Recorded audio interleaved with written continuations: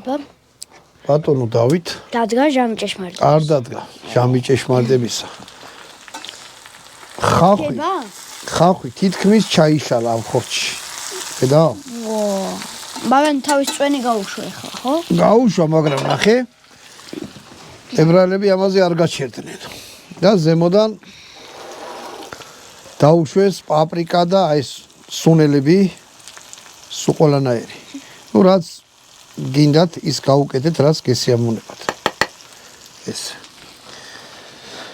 სუნელები უქენით. მე ეს რომ მწვანე იყოს იტალიის დროშას. ნიორი დაჭრეტილი უნდა იყოს. აქ იმდენი გემოები არია ბატონო რა.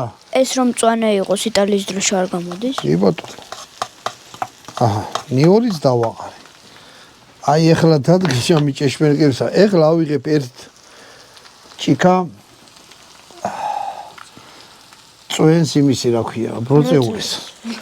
ოღონდ წვენი უნდა იყოს ნატურალური, ჟამი მაიმუნი